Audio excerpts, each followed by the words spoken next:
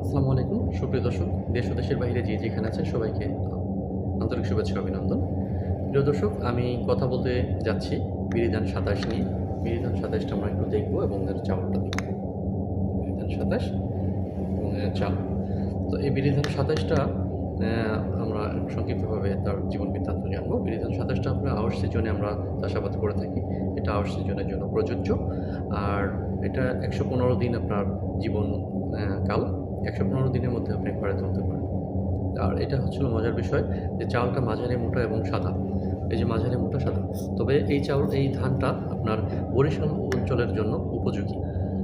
বিজ্ঞানীরা গবেষণা করে দেখেছেন যে বরিশাল অঞ্চলে যেই আবহাওয়া এবং যেই প্রাকৃতিকভাবে যে সেটার জন্য বরিশালের জন্য এই ধানটা প্রযোজ্য। তো এটার হেক্টর প্রতি ৪ টন আপনার ফলনশীল। এই ফলনটা হচ্ছিল হেক্টর প্রতি ৪ টন। আর বাংলাদেশ ধান গবেষণা ইনস্টিটিউটের পক্ষ থেকে আপনার রিলিজ হয়েছে ১৯৯৪ সালে।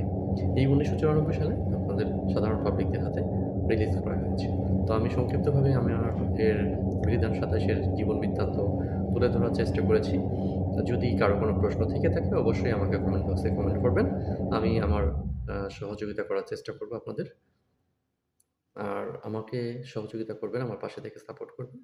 আমাকে সহযোগিতা করলে নতুন, নতুন জিনিস হয়তোবা আপনাদের মাঝে তুলে ধরার চেষ্টা করব।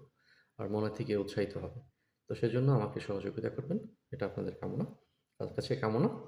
তো সে পর্যন্ত ভালো থাকুন। নতুন কোনো ভিডিওর সঙ্গে দেখা হবে। আসসালামু আলাইকুম।